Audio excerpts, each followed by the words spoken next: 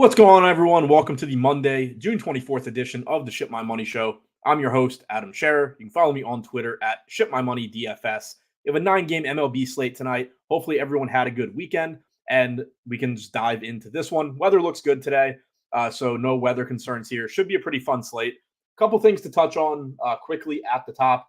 First, schedule-wise, I tweeted it out, but going out the regular time today, regular time tomorrow, I most likely won't have another live show during the week. Same family stuff going on, but hopefully next week, if everything goes well and as planned, I'll be back to the normal schedule next week. So hopefully the last week of the inconsistent shows, but same time tomorrow, and then probably nothing from me Wednesday through Friday.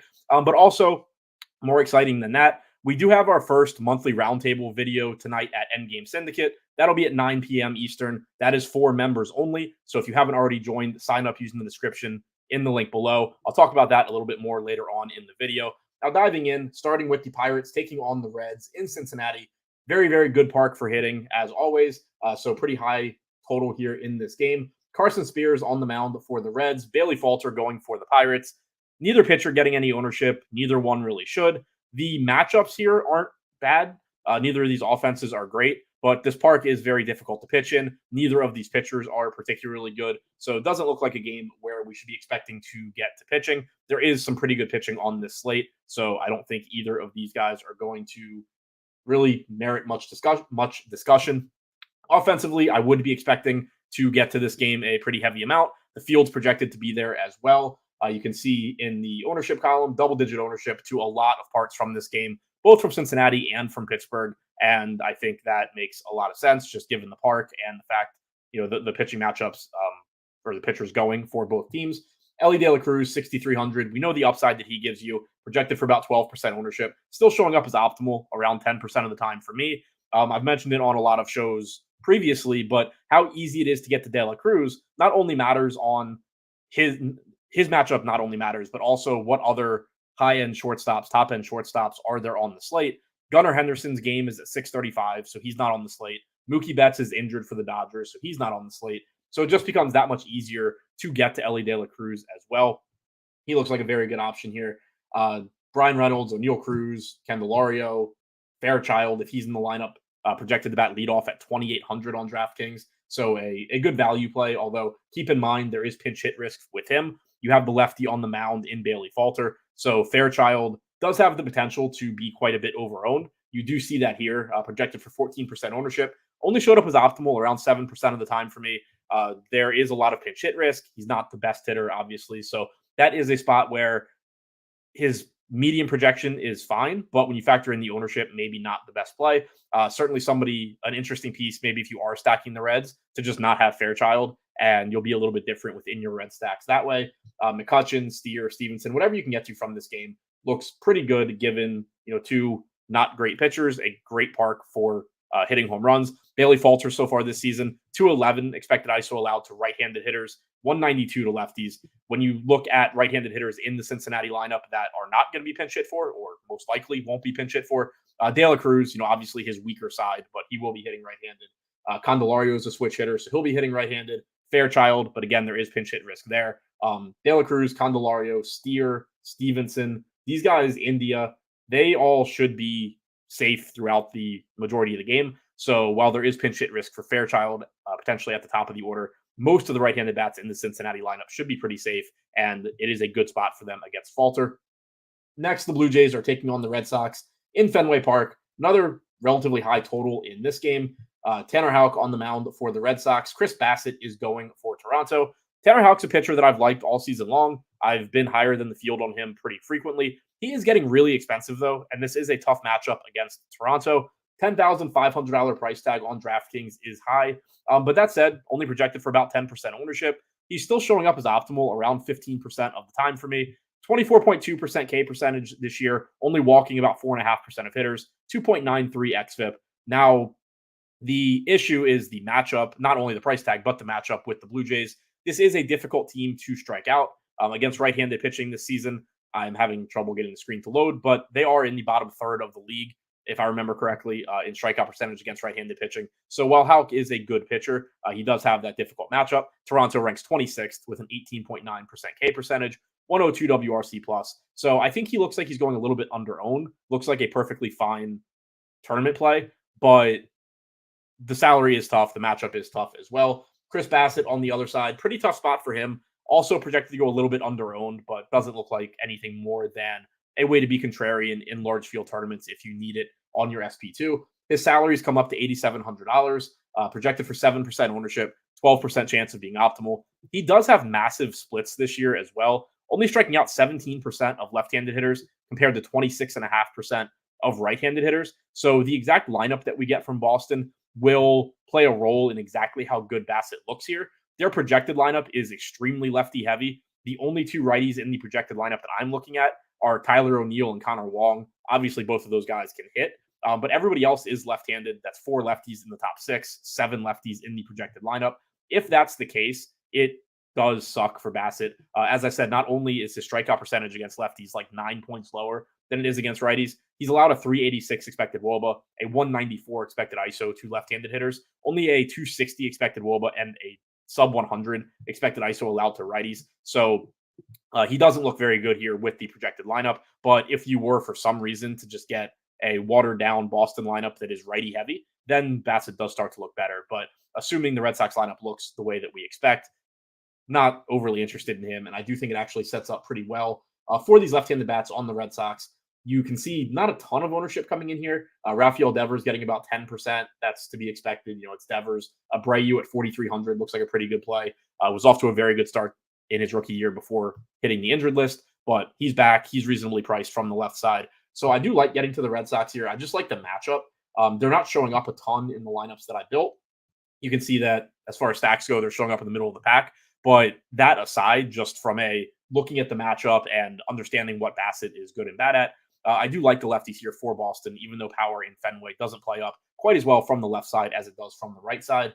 Toronto bats, you can bet on low-owned talent pretty much anytime, especially in Fenway Park where you do have a lot of right-handed power. That being said, it is a difficult matchup for them. Certainly like the matchup on paper better for the Red Sox. Tanner Houck only allowing a 124 expected ISO to right-handed hitters this year, striking them out 29.2% of the time. Most of the good hitters in Toronto's lineup are right-handed. So while the Red Sox lineup most likely is going to set up really poorly for Bassett when you consider what he's good at and what he's bad at, when you consider what Houck's the best at, the Toronto lineup is likely to set up very, very nicely for him. Atlanta taking on the Cardinals in St. Louis, another around 9 total on this game, it looks like. For the Braves, Spencer Schwellenbach on the mound, Lance Lynn going for the Cards. Both of these guys moderately priced, $7,400 for Schwellenbach, $7,900 for Lynn on DraftKings, both getting 5 to 10% ownership. That's pretty much where I think they should be as well. Even with no Ronald Acuna, it is a scary matchup for Lance Lynn. He's very clearly on the back end of his career, only striking out 21.7% of hitters this year, 4.11 xFIP. He is another pitcher very similar to Chris Bassett that does have pretty big splits this year, not to the extent of Bassett. Lynn's strikeout percentage against lefties is higher than Bassett's is. His strikeout percentage against righties is lower than Bassett's is. He's allowed more power to righties. He's allowed less power to lefties than Bassett. But you do still get a 24% K percentage to righties for Lynn, only about 20% to lefties. 169 expected ISO to righties, 165 to lefties. So kind of like a watered down version of Bassett as far as the splits go. But just mentioning that because, again, if you were to get some weird version of the Braves where they have even more right-handed hitters, it would make Lynn look a little bit better. But you'll probably get a pretty balanced lineup here. The projected lineup has 4 lefties, 5 righties. But in the top 4, it is 3 lefties, 3 righties. So nothing that really stands out there in the projected lineup. But it is something to keep an eye on. Right now, neither of these pitchers look like priorities. They look more just like, secondary options if you need a relatively cheap SP2. Atlanta is showing up third most in stacks. St. Louis is further down the list.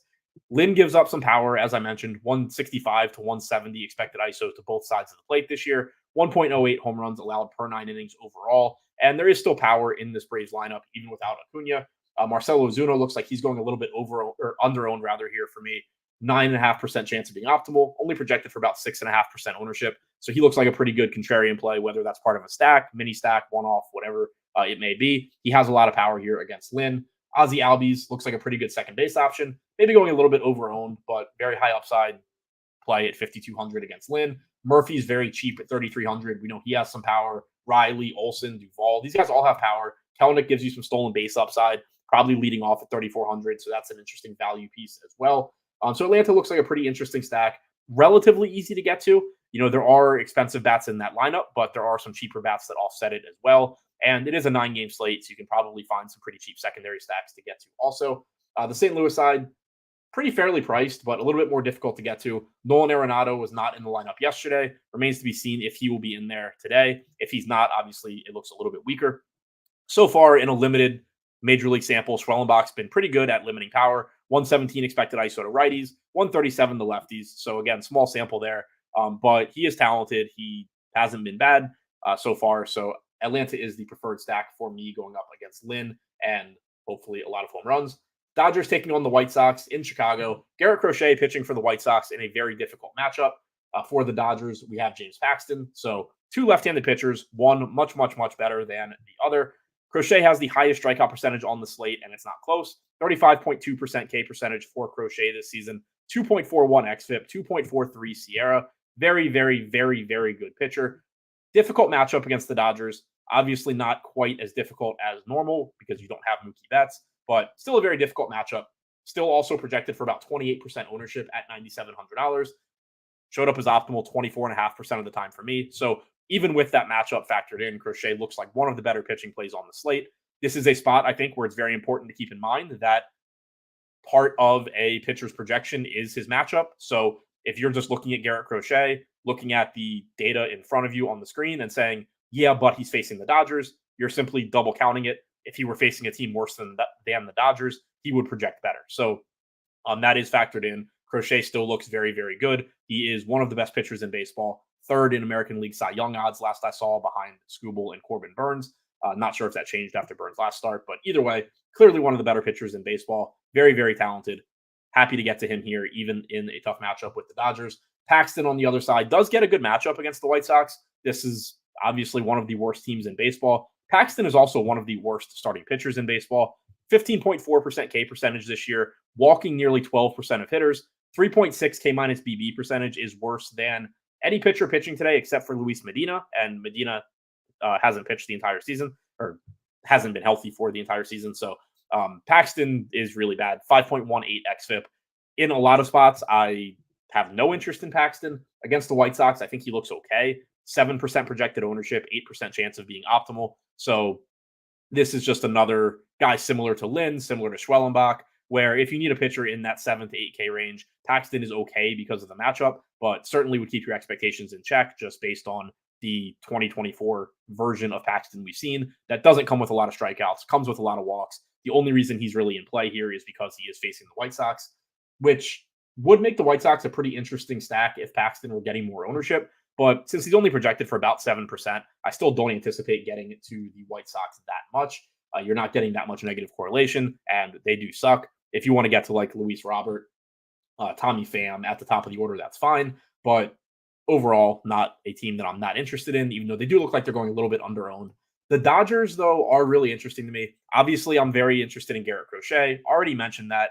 But in lineups where you don't have Crochet, the Dodgers make a ton of sense. If you look at implied run totals on this slate, most of them are in that like 4.5 to 5.5 range. There are several teams with higher implied run totals than the Dodgers, but we don't have like a Coors game where you have a team with a 7-run total or anything. So generally that does open it up to be a really interesting slate for targeting high upside offenses that are facing good pitching, just because you know what it looks like when those offenses do really well. And then also in this case, the White Sox bullpen behind Garrett Crochet is not very good. So you do have outs where, let's just assume Garrett Crochet does pitch well. He gives you 6 innings, gives up like 2 runs, strikes out 9 guys. You still have 3 innings to attack this White Sox bullpen with one of the best lineups in baseball. So at the very low ownership the Dodgers are projected for right now, they look like they're going under-owned pretty much across the board. They are actually showing up the most for me in all stack types and 5-mans. I don't know if that will hold because, again, it is a tough spot against Crochet. But from a tournament standpoint in particular, there is a lot working in the Dodgers' favor. Raw ownership just on their own, negative correlation with a 25 to 30% owned Crochet, the matchup against the bullpen, just the raw talent in this lineup, even without Mookie Betts, Ohtani, Smith, Hernandez, Freeman, obviously all really good hitters. And then you get some value. Miguel Rojas, not the best home run hitter, obviously, but he's pretty cheap. Chris Taylor is free at 2,200. Kike, 2,700. So you can actually build really high upside lineups around the Dodgers, in addition to getting a really high upside stack in the Dodgers. So even though the starting pitcher for the White Sox is extremely good, that matchup sucks. I do right now at current ownership think the Dodgers look like a really good team in tournaments for several different reasons. Texas taking on Milwaukee in Milwaukee. So Texas gets out of Globe Life Field, which is a good home run park, but goes into Miller Park, which is also a good offensive park. Fifth best home run park factor over the last 3 years in Miller Park.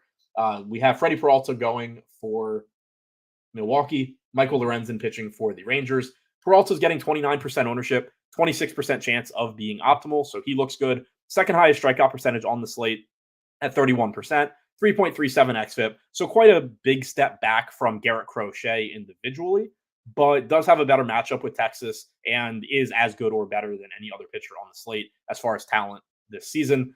So he's going to look pretty good. Michael Lorenzen on the other side, no real interest there. Projected for about 3% ownership, showing up as optimal around 6% of the time. If you want to just throw him in with Schwellenbach and Lynn and Paxton, that is perfectly fine. Not a good matchup against Milwaukee. Not a great strikeout pitcher. Only a 17.5% K percentage this year. 10.5% walk percentage. 4.6 xFIP. Very, very dangerous spot for Lorenzen. I would like to be getting to Milwaukee bats. They're not showing up nearly as much as I kind of thought that they would. Showing up is actually one of the lower probability stacks today. But one thing to mention also, if you're just looking at this, if you saw it when I scrolled down, Milwaukee showed up as optimal in some form of a stack 7.5% of the time. Even these teams up here at the top are at like 15%. So most of these teams lumped in here are pretty similar. If you look at five mans, a lot of these teams are very, very similar. So that goes back to what I was saying about the Dodgers before, where most of the offenses on this slate are similar in terms of their chances of success. So I'm more willing to get to low-owned teams. Milwaukee, you can see the ownership here very low. They do look like they're going a bit under-owned. Contreras, very high upside catcher option if you can afford him. Lorenzen does typically give up power to righties as well. Very heavily reverse splits so far this season. 265 expected ISO allowed to right-handed hitters for Lorenzen. 412 expected WOBA, but the big number is that power number. 265 expected ISO, 252 actual ISO allowed.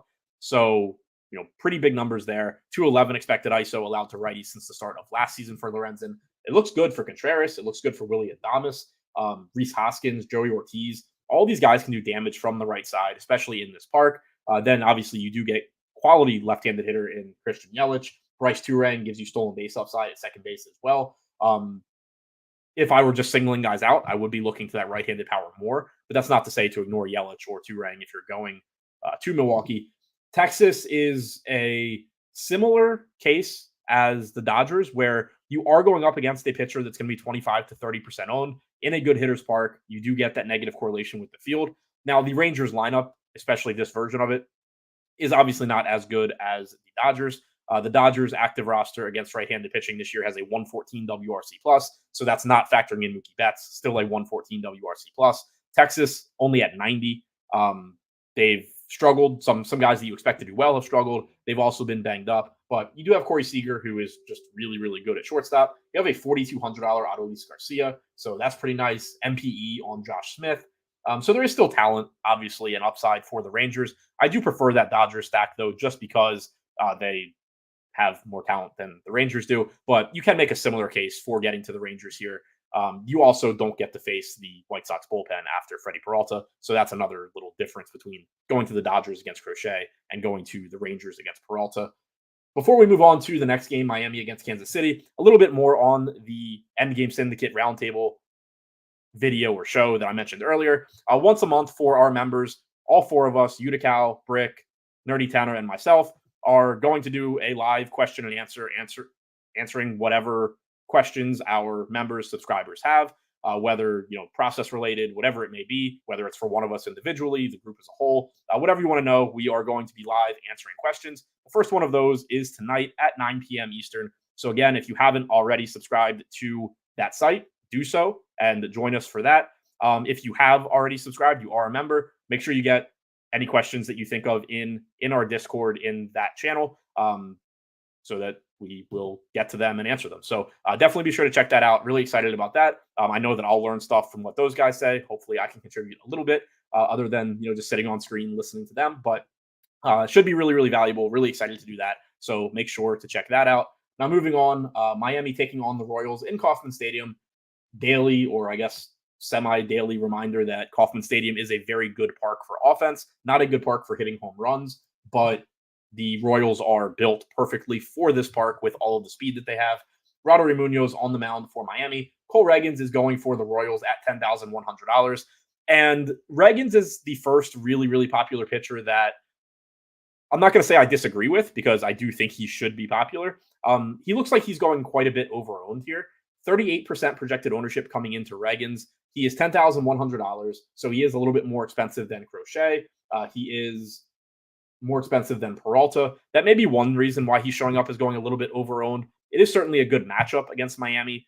They are not a very good offense, as everybody knows. Reagans is a very good pitcher. Miami's active roster has a 21.8% K percentage and 86 WRC plus against left-handed pitching since the start of last season. So I don't want this to come off as like, I don't know why Cole Reagans is popular. I do think he's a very good play. You can see here that he showed up as optimal about 23% of the time for me. The only thing that I do want to get across here is that his chances of being optimal, at least in the numbers that I ran this morning, are very similar to Peralta and Crochet. And those guys are both getting less ownership. They are also popular, but they're getting less ownership than Reagans.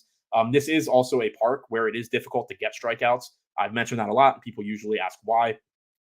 Batter's eye is very clean here. It's easy for hitters, relatively easy for hitters to pick up the ball out of a pitcher's hand. It just leads to less strikeouts, harder contact, balls in play, all of that. That's not to say, again, that this isn't overall a good spot for Reagans. 28.9% K percentage, 3.21 xFIP. Very, very good pitcher, obviously, and does have, a better matchup than Crochet does. Certainly a better matchup than Peralta does, probably. But does look like he's going a little bit more over-owned than those other two are. Still certainly one of the better pitchers on the slate. Munoz, no real interest in getting there. Tough strikeout matchup against KC. Tough park in general. Just don't think you really need the savings on this slate either. Kansas City, showing up middle of the pack as far as stacks go. I certainly have no issues getting to them. If they show up in lineups, I'm happy about it. They, as I mentioned before, just built perfectly for this park. Yes, this park does downplay home runs, which are obviously very, very important in DFS, especially on DraftKings. On FanDuel, you have runs and RBI weighted a little bit more. So just simply getting singles, doubles, driving in runs, it's a little bit easier to get there that way on FanDuel than DraftKings.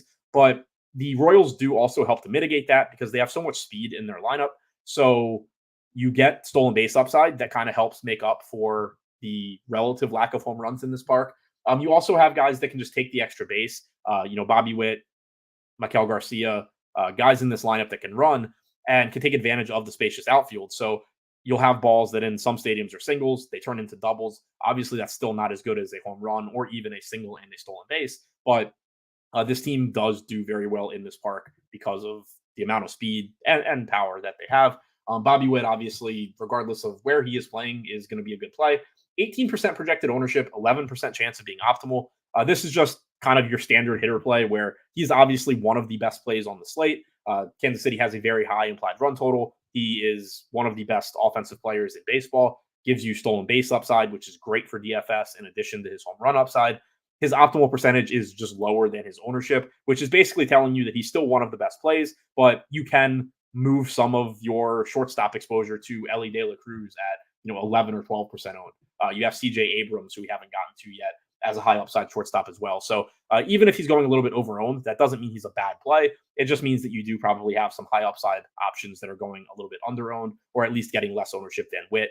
So maybe if you have a relatively popular lineup and you need to pay up at shortstop, or you're looking to pay up at shortstop, maybe in a lineup like that, you go to somebody lower owned. But if you already have a low owned stack, like let's say you have that low owned Dodger stack we talked about, or low owned Milwaukee stack, but not Adames, a lineup like that, Bobby Witt is going to fit perfectly. A KC stack, obviously, he fits really, really well. Also, Salvador Perez getting quite a bit of ownership with catcher and first base eligibility. No issues there. Vinny Pasquantino looks good. Only $4,300. Pretty good price tag for him. Obviously, you do have a bit more opportunity cost at first base than you do at, say, catcher or even at shortstop, because that is a position where guys that can hit and can't play defense just stand. But Still 4,300 is a pretty good price tag for him. Probably have some value at the top of the order with Nick Lofton at only 2,700. MJ Melendez is cheap. So overall, happy to get the KC against Munoz. Munoz in a limited sample in the majors this season has had some strikeout success, but he's also given up a lot of expected power.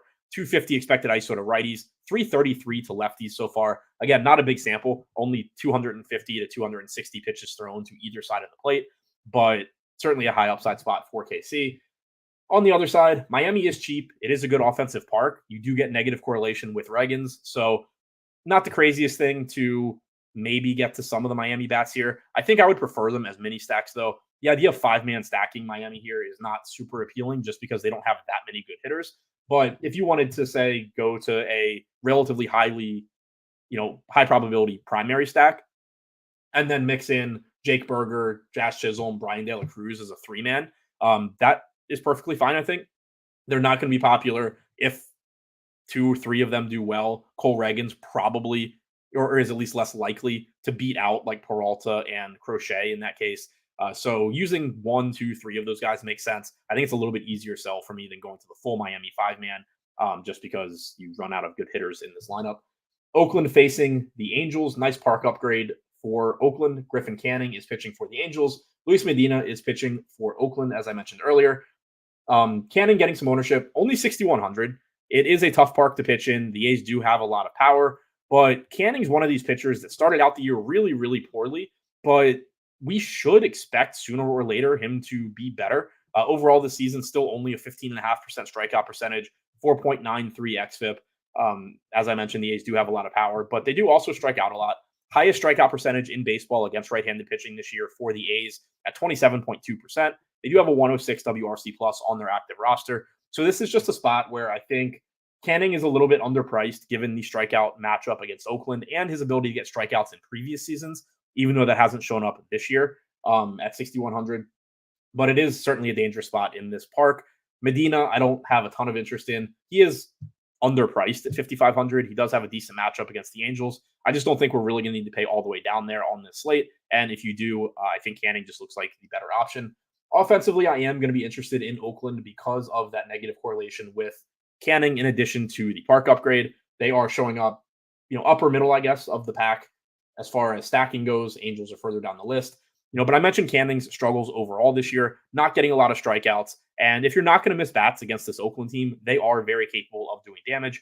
169 expected ISO to righties, 225 expected ISO to lefties for Canning so far this season, 15 to 15.5% K percentage to both sides or either side of the plate. So happy to get to the A's. JJ Bleday is projected to be a pretty popular value option in the outfield. Only 3,600, has some upside from the left side, gets the park upgrade, gets the good matchup with Canning. So he looks like a good value. I really like Shea Langoliers at catcher. I don't know why his salary continues to be as low as it is. It might just be because his home games are in such an unfavorable park, but this is a very good high upside catcher that you don't have to pay for. So you can get a relatively cheap catcher. That's a position that we know generally from a roster construction standpoint, it's nice to pay down at because you're generally just going to get better hitters at other positions. But you're not spending a lot of money here, and you're getting a good hitter in a pretty good spot in Langoliers. So I like that. I like Brent Rooker at only 4,100. This is a really cheap stack. They clearly have not been priced up for the park upgrade going into Anaheim. So I do like the Angels here. Then you also factor in 10 to 15% ownership coming into Griffin Canning. So you get some negative correlation in addition to value, in addition to a park upgrade and power for the A's. I like the A's quite a bit here, whether it's mini stacks, full stacks, whatever it may be. I would not be surprised if they're a team that, in as far as optimal percentages go, they're showing up fine, but not great. But once I go through my full process and everything's factored in, I would not be surprised if Oakland ends up being one of my higher owned teams today. And I would be very happy with that. Angels on the other side, good spot for them as well. You can see ownership coming into Logan O'Hoppe, $3,800 catcher that can hit, can actually run a little bit as well. Good matchup or decent matchup against Medina in a good park. Probably going a bit over-owned. Langoliers is actually showing up as optimal a little bit more often for me than O'Hoppe is, and he's not getting as much ownership at the same salary. So just another reason to like Langoliers. But O'Hoppe is fine. If Drury's in the lineup at 3,100, that's a pretty nice value. Medina hasn't been healthy for a lot of this season. Only 164 pitches thrown to lefties, 199 to righties, 131 expected ISO to righties, 186 to lefties. If you go back to last year, you get over 1,000 pitches to hitters from either side of the plate. 161 expected ISO to righties, 147 to lefties. So not terrible as far as limiting power, but this is a park that plays up power. Rengifo gives you stolen base upside as well at 4,300. So it looks like the field's likely to be getting to the Angels a little bit more than the A's. I personally like the A's side a little bit better, partly because of the ownership coming into Canning, but these offenses do look similar. Obviously, the same park factors that are helpful for Oakland are helpful for the Angels as well. Nats are in Petco Park facing Matt Waldron and the Padres. This has been the best park for home runs so far this year. I don't know if that holds. I assume it doesn't. I did have somebody in one of my Discords. I don't remember if it was my Dub Club one or the Endgame Syndicate one the other day say that they had seen that Petco Park changed out their batter's eye this year, which would at least be a plausible explanation for why home runs are up there. I don't know that that it can be the explanation for why Petco has gone from a below average home run park to the best home run park, but it would at least explain, why balls are getting hit harder, why they're carrying out more. But so far this season, we do know it's been the best park for home runs. So that is something interesting, at least. I don't really know what to do with it. If you want to bump projections for these hitters, there's always benefit to being there first, and taking on some risk of just being wrong. But this park has been very good for home runs, and you're getting Patrick Corbin going for the Nats. So no interest in Corbin. Waldron at 8,300 does look pretty interesting here. 12.5% chance of being optimal, 19% projected ownership. He has struck out 22% of hitters this year, 4.09 xFIP. Not the best strikeout matchup against the Nats. They rank 28th in strikeout percentage against right-handed pitching, 18.8%. So very similar to like Texas and Toronto. Only a 94 WRC plus on their active roster. I think if you're getting to Waldron as a mid-range option, it's fine. Maybe going a little bit over-owned, but nothing too concerning there. You can see a pretty low implied run total for the Nats as well. The Padres are a very high upside stack if you can get there. They're showing up middle of the pack as far as optimal percentages. Fernando Tatis is questionable. Either didn't play yesterday or left yesterday's game early. I don't remember which. That obviously has a big impact on exactly how good the Padres stack is going to look, because Tatis is a key part of it. Whether you're stacking San Diego or not, Tatis is one of the better plays individually on the slate. If he's not in the lineup, the Padres are still going to look good because they're facing Patrick Corbin, but they obviously won't look as good because Tatis is such a big part of that stack. Corbin so far this year allowing a 225 expected ISO to right-handed hitters, only striking them out 14% of the time. 155 expected ISO to lefties for Corbin, 18% strikeout percentage. So again, whatever Padres you can get to, they're going to look good. Righties will look better than lefties in that matchup against Corbin. But the Tatis news is really big for exactly how good the Padres stack looks, because he individually is one of the best plays on the slate if he's healthy. On the other side, the Nats shouldn't be getting much ownership here. It does make them kind of an interesting tournament team just because Waldron is projected for around 20% ownership. He hasn't given up a ton of power this year, only a 166 expected ISO to lefties, 127 to righties. But CJ Abrams getting 2% projected ownership does have stolen base upside, does have some power as well. And then, like I was saying before, maybe this is suddenly a great home run park. It's probably, my guess, it's like average to slightly above average now. But maybe it's better. Maybe there's something that we still don't know that they changed that is making it really, really good. Either way, CJ Abrams at 2% owned is always going to be a pretty interesting tournament play. Then you factor in the ownership coming into Waldron, and it looks even better. So that's who I would single out individually. Lane Thomas in the outfield looks fine, but obviously you have a ton of opportunity cost in the outfield. Keibert Ruiz at catcher, 3,200, and Luis Garcia at second. I think Abrams, Ruiz, Garcia are probably my favorite ways if you wanted to get mini stacks against Waldron. One, they do have the platoon advantage, but they're at weaker positions. Like Lane Thomas, in terms of optimal percentage, looks better than Ruiz and Garcia. I think he's perfectly fine if you want to get there, but it's just easier to envision lineups where, most teams, you want their outfielders in your stack because they're really good. It's a lot of times from a mini stack standpoint, more advantageous to be filling in catcher, second base, shortstop, these positions that a lot of teams don't have a great player at. So that's why I think Abrams, Ruiz, Garcia, the guys that would probably show up the most for me if I was looking to like mini stack Washington against Waldron. And then the final game on the slate, Cubs taking on the Giants in San Francisco. Almost said the Niners. That's not for a couple more months. Justin Steele for the Cubs, Spencer Howard for the Giants. No interest in Howard. Steele looks pretty good.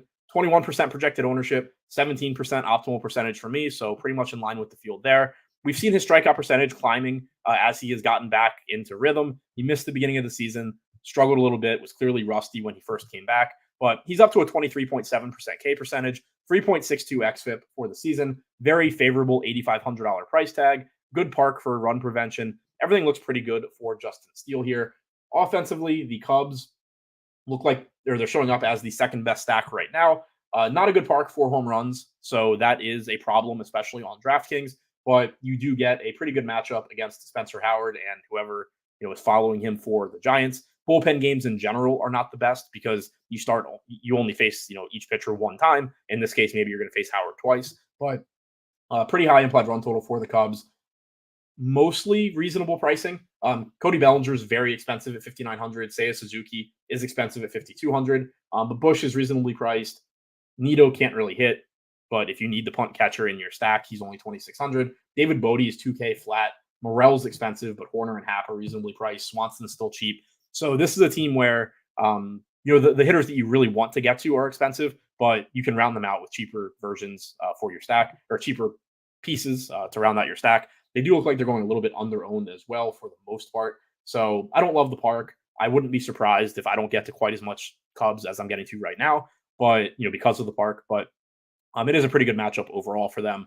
They do have a pretty high implied run total. They do have talent, all of that. So they look like a decent stack. The Giants on the other side, I don't have a ton of interest. If you were to go there, I think it's just to negatively correlate with Steele. But we've already had several other teams that I think look a little bit better in that regard. You do have some pinch hit risk with this team. We know that they platoon quite a bit, so that makes stacking them a little bit less appealing when you're going up against the lefty. The park is terrible for hitting home runs. At least in a lot of these other games where you're talking about popular pitching and stacking relatively weak offenses against them, you have the Nats in what's been a great hitter park so far this year. You have Miami in a good hitter's park, even though it's not good for home runs in KC. You have Texas in a good hitter's park. You have the Dodgers in a pretty good hitter's park.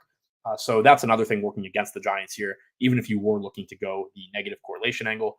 So to recap this one, top stacks right now, the slate's pretty wide open. A lot of these teams are very, very, very similar. I think ownership's going to play a big role. I think negative correlation with pitchers is going to play a big role. But I do like the Dodgers a lot for several reasons. The matchup against Crochet is awful, but he is going to get ownership. The Dodgers are still one of the most talented offenses on the slate, even without bats. It's a pretty good park for hitting, and it's a weak White Sox bullpen. So I do think they're a very interesting tournament team as long as their projected ownership remains low. Atlanta, Cincinnati, both sides of that Pitt-Cincinnati game, Pittsburgh, Cincinnati. I like Oakland a lot. So really wide open slate, but again, there are some teams here at the top that I like quite a bit. Pitcher-wise, it's pretty interesting because you have very good pitchers, but not the best matchups necessarily. Garrett Crochet looks very good. I mentioned the Dodgers as a good tournament stack, but if you're not getting to the Dodgers or in just in your non-Dodgers lineup, so you can be overweight on the Dodgers and overweight on Crochet. If you're playing a lot of lineups, there's no issue there. I like that approach. Peralta looks pretty good. Reagans looks good. I think he's the most overowned of those three top-end pitchers just because it feels better to play Cole Reagans against Miami than it does to play Crochet against the Dodgers or Peralta against the Rangers. But Reagans, Crochet, Peralta look like your big three as far as pitching goes. Then in the mid-range, you have Justin Steele, Matt Waldron as your best options.